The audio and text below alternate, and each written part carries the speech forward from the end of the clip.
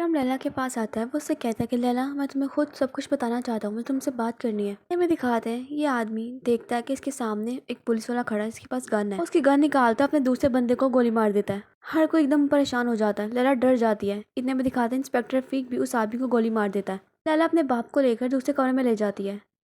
पूरे court room में हर तरफ अफरा तफरी पड़ जाती है।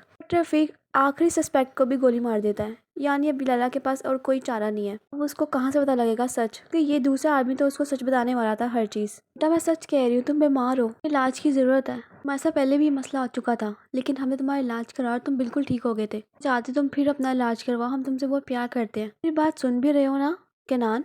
केनान बस उसको सिर्फ देख रहा होता है, उसको कुछ कहता नहीं है। सच बोलूं तो मुझे बहुत अफसोस हो रहा है, क्योंकि ये बातें सारी आप किसी गलत आदमी से कर रही हैं। नवीन कहती है, दुआन? वो कहता है, हाँ बिल्कुल सही कहा, दुआन से।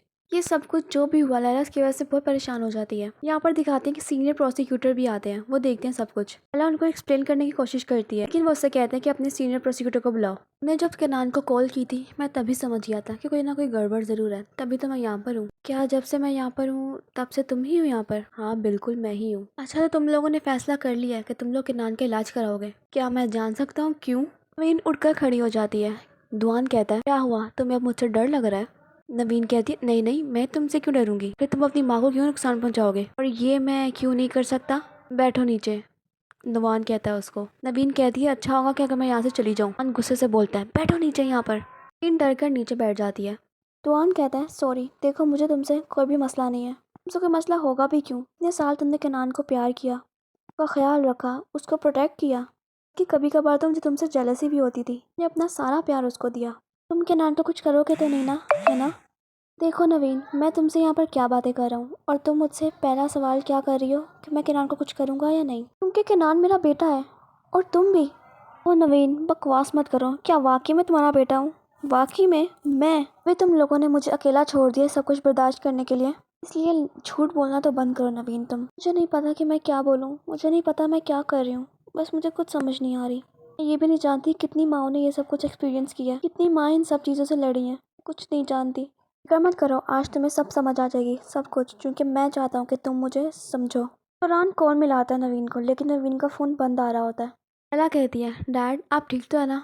बेटा मैं ठीक हूँ, तुम तो ठीक हो ना? आखिर सब कुछ क्या हुआ है, कौन थे ये लोग? डैड, कुछ लोग हैं, जब भी मैं कोई सच्चाई के करीब आने लगती हूँ, ये मेरे रास्ते में हमेशा रुकावट डाल देते हैं। लैला देखो मेरी बेटी, मैं डर गया हूँ, मैं तुम्हारी माँ, हम दोनों बहुत डरते हैं कि कहीं तुम्हें कुछ हो ना जाए। नहीं डैड, मैं नहीं डरती, अब वापसी का कोई रास्ता नहीं है, जैसा चल रहा है वैसा ही चलने दें, किसी से भी नहीं डरूंगी। देखिए डैड, मैं जानती हूँ आप मुझे कुछ बताने आए थे यहाँ पर, लेकिन मैं आपके पास खुद आऊँगी, मैं खुद आपसे आके बात करूँगी। अभी आप यहाँ से जाएं। ठीक है डैड, आप जाएं। लैला अपने बाप को वापस भेज देती है घर पर। कोर्ट में बहुत ज़्यादा अफरा तफरी चली होती है, बहुत सारे न्यूज़ वाले खड़े होते हैं। यहाँ पर शाहिंदे अंदर जाने की कोशिश करती है, लेकिन गार्ड उसको रोक देता है, किसी को भी अंदर जाने की इजाज़त नहीं दे रहे। हिंदे कहती है, मेरी बेटी प्रोसिक्यूटर है, मेरा शोहर भी अंदर है, मुझे अंदर जाने दो, लेकिन वो उसकी बात नहीं सुनता। हिंदे को डर होता है कि कहीं अकरम ने लैला को हर चीज़ बता तो नहीं दी। तुम केनान का इलाज कराओगी और मुझे अंधेरों में ढकेल दोगी? नहीं, हम तो बस वो चाहते हैं जो केनान के लिए ठीक है वही करें। केनान ठीक नहीं है, वो अच्छा फील नहीं कर रहा, क्योंकि मैं वापस आ गया हूँ। मैं तुम्हें याद हूँ ना? वान नवीन से पूछता है। हाँ याद हो। देखो बेटा, मत बोलो मुझे अपना बेटा, मैं नहीं, केनान है तुम्हारा बेटा। नवीन दुआन से कहती है, शांत हो जाओ, शांत हो जाओ, हम कोई ना कोई रास्ता निकाल लेंगे इन सब का। हाँ होगा इसका कोई ना कोई रास्ता, लेकिन मैं ऐसा कुछ नहीं होने दूंगा। जानती हो क्यों? क्योंकि तुम कुछ नहीं जानती हो, कुछ भी नहीं। तुमने कभी ये सोचने की कोशिश की है कि तुरान तुम्हें कुछ क्यों नहीं बताता? वो क्यों तुम्हें कुछ नहीं करने देता मेरे हवाले से? कुछ नहीं, क्यों नहीं करने देता? तुमने कभी सोचा इस बारे में? क्योंकि तुरान सब जानता है। फॉर एग्जाम्पल हमदिया दिलबे, वो उसके बारे में भी जानता है। हमने हमदिया दिलबे को मारा, को केनान से पहले सब कुछ बताया, लेकिन उसने तुम्हें कुछ नहीं बताया। इन दुआन की बातों पे हंसती है। हाँ, सोचने की कोशिश करो। जला हुआ आदमी मिला था उन लोग को, जिसको मैंने जलाया। वो किलर जो पूरी न्यूज़ पे छाया हुआ है, वो किलर मैं हूँ। तुम झूठ बोल रहे हो, मुझे पता है तुम झूठ बोल रहे हो, झूठ बोल रहे हो, झूठ बोल रहे हो। तुम सब ये इसलिए कर रहे हो ताकि तुम हम लोगों को एक कोने में डाल दो। यही वजह है कि कभी कभार मेरा दिल करता है मैं तुम्हें जोर से हक करूं और तुम्हें माँ करके पुकारूं, और सिर्फ तुम्हारे इस साफ दिल की वजह से। फिर रोते हुए दुआन से कहती है, क्या तुम कातिल हो? इनके ये पूछने पर दुआन उसके आगे ऐसे एक्सप्रेशन बनाता है, देखो ये जो कुछ भी मैं कर रहा हूँ ना, इसके बहुत ज़्यादा चांसेस तो ये हैं कि या तो एंड में वो लोग मुझे जेल भेज देंगे, या तो मुझे मार देंगे, और बहुत ज़्यादा चांसेस ये भी हैं कि केनान मेरे साथ जाएगा, फिर मैं कुछ भी नहीं कर सकता। क्यों कर रहे हो तुम आखिर ये सब कुछ? क्योंकि तुम डिज़र्व करती हो। तुम्हें क्या लगता है ये जो जो कुछ भी मैं कर रहा हूँ क्या मैं इससे बहुत खुश हूँ? मुझे ये सब कुछ करने में खुशी मिल रही है? तुम हमेशा किनान को प्यार करती थी, उसको हक करती थी, और सबसे ज़्यादा जो चीज़ मुझे उस वक्त चाहिए थी वो एक हक था कि मुझे भी कोई गले लगाए। लेकिन तुम्हारी खुदगर्जी की वजह से तुमने मुझे अंधेरे में डाल दिया, एक खिलौना बना लिया, वो भी किनान की शक्ल में, जिसके साथ तुम लोग खेल सको। और मेरा मेरा क्या? मत करो ऐसा, मैं तुमसे भीख मांगती हूँ, प्लीज़ मैं तुमसे भीख मांगती हूँ। बस करो नवीन, तुम्हारा ये सब कुछ बोलने का बिल्कुल कोई फ़ायदा नहीं है, इससे अब से कुछ नहीं होगा। तुम चाहो तो यहाँ से जाने के बाद पुलिस स्टेशन जाओ और जाकर उन्हें जो मर्जी बताना है वो बताओ, लेकिन इसका कोई फायदा नहीं होगा। लेकिन तुम्हारे पास एक रास्ता है, तुम चाहो तो तुम लोग मेरी मदद कर सकते हो, कुछ और नहीं तो थोड़ी बहुत मदद तो कर ही सकते हो। ये तुम्हारा फैसला है कि तुम्हें क्या करना है। तुम्हारा फैसला नवीन, तुम अच्छे से सब कुछ समझ गई हो। मेरे पास खोने को कुछ नहीं है, लेकिन तुम्हारे पास है। और उसकी ये हालत देखकर हंसना शुरू होता है और नवीन वहाँ पर रो रही होती है, उसको कुछ समझ नहीं आ रही वो क्या करे। करम बाहर आता है। शाहिंदे कहते तुम इधर आओ, बताओ मुझे तुमने क्या कहा है? तुमने कुछ बता तो नहीं दिया लैला को? मैंने कुछ नहीं किया, नहीं बताया मैंने उसको कुछ। और 2 आदमी मर चुके हैं, हमारे 2 आदमी मर चुके हैं। देखो अकरम, ये सब कुछ यहाँ पर खत्म नहीं होगा। अल्लाह ने हमारी आज मदद की और हम इस सब से निकल गए हैं, लेकिन एक वक्त आएगा लैला को हर चीज पता लग जाएगी। तब तुम क्या करोगे बताओ मुझे? साथ चलो, तुम्हारे पास जरूर आएगी। तो कि तुम वहाँ पर क्या करने आए थे आखिर? हमारी माँ यहाँ पर है बेटा। जी जी डैड अंदर ही है, अंदर आ जाए आप भी।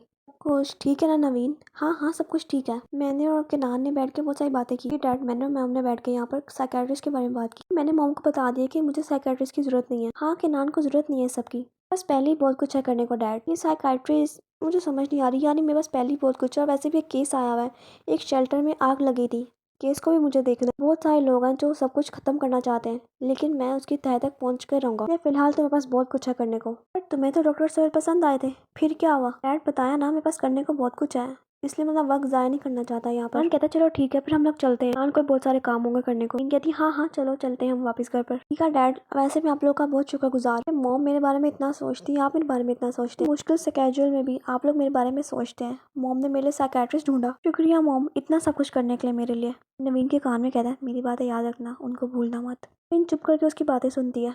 जवान कहता है मैं कितना खुशकिस्मत हूँ कि आप लोग मेरे साथ हैं और मेरा इतना ख्याल रखते हैं आप लोग। जवान इदरीस को कॉल करता है, उसको बताता है कि मैंने नवीन को सब कुछ बता दिया। इस उसको बोलता है तुम पागल हो, तुम ये सब कुछ क्यों किया? अगर उसने जाकर पुलिस को सब कुछ बता दिया या तुम्हें क्लिनिक में भर्ती करा दिया तो तुम क्या करोगे? तुम्हारी वजह से उसको हार्ट अटैक आ गया और मर गई तो? मैं करो, मैं उसके साथ कुछ भी नहीं करूंगा। लैला ही है जो सब कुछ कर सकती है। लैला और किनान का बहुत कुछ आगे बढ़ रहा है, कभी वो एक दूसरे को हक कर रहे होते हैं, कभी किस कर रहे होते हैं, कभी कुछ कर रहे होते हैं। मुझे कुछ समझ नहीं आ रही ये पागल इसके प्यार में कैसे पड़ गया। कभी कहते हैं कि मैं तुम्हारे बगैर रह नहीं सकता, मैं तुम्हें कुछ बताऊं ना तो तुम तो रोना शुरू कर दो। बस यही होना बाकी रह गया था।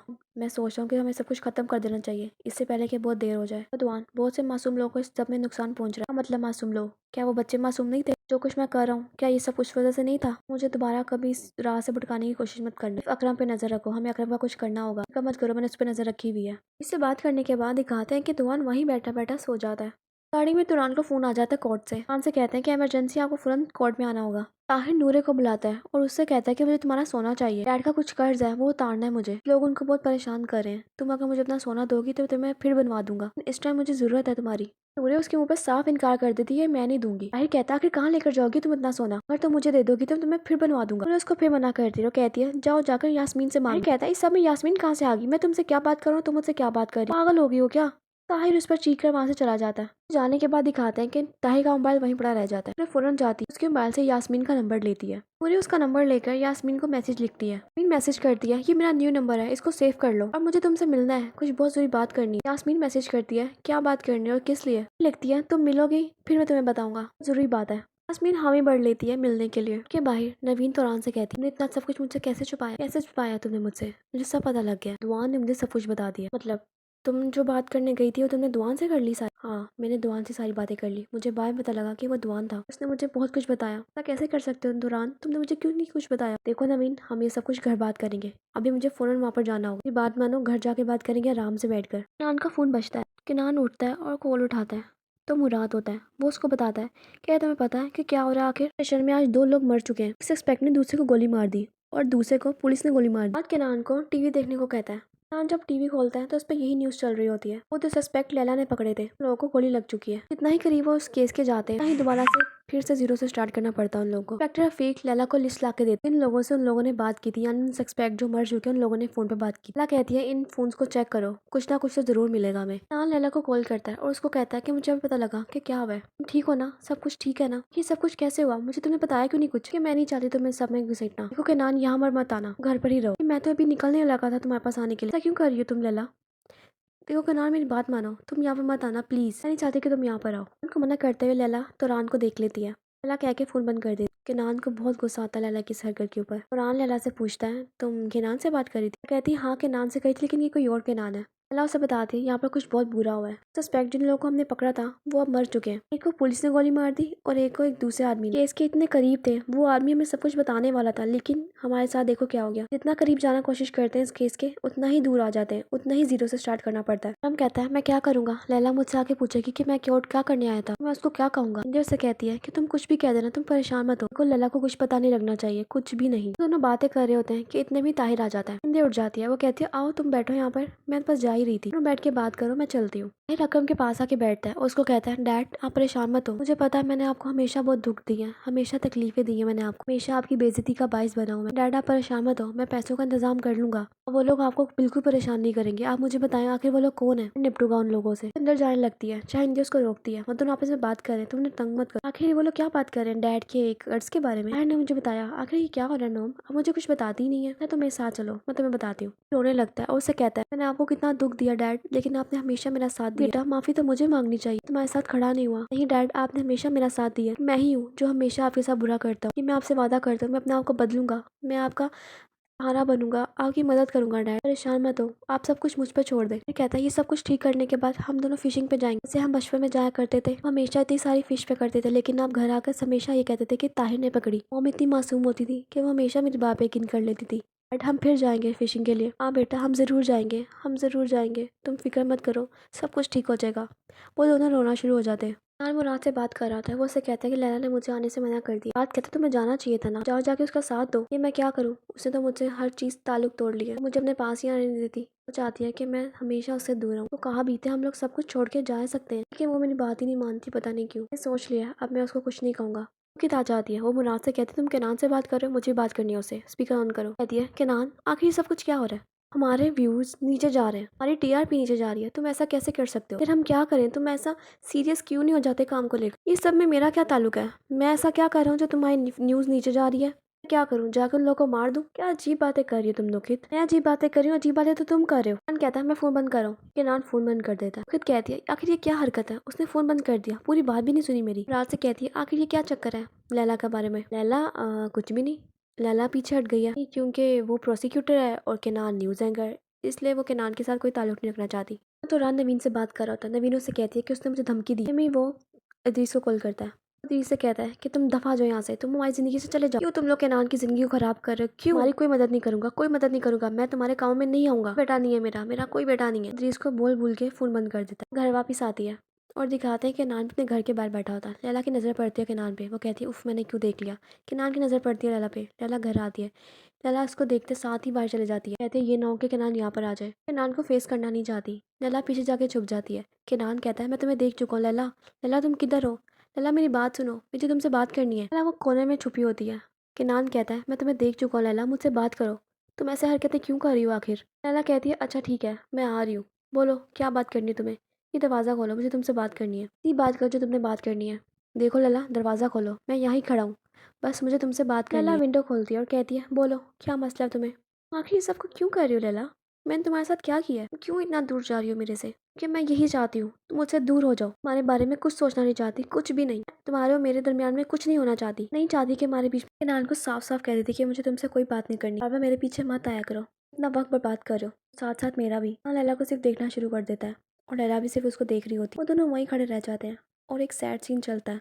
लैला केनान को खुद जान पूछ के अपने आप से दूर कर रही है। केनान इन सब के बावजूद भी लैला के साथ जाना चाहता है, वो भी क्या करे, वो भी मजबूर है। यहाँ म्यूजिक चलता है और उनका सैड सीन चल रहा होता है। आखिर में केनान वहाँ से चला जाता है और लैला भी पीछे मुँह कर लेती है। उनके जाने के बाद दिखाते हैं कि लैला रोती है और कुछ सोचना शुरू कर देती है। अभी इस टाइम बहुत तकलीफ हो रही होती है। केनान को इद्रीस का फ़ोन आता है, वो पहले नंबर देखता है फिर कॉल उठाता है, तो पीछे से कोई बोलता है।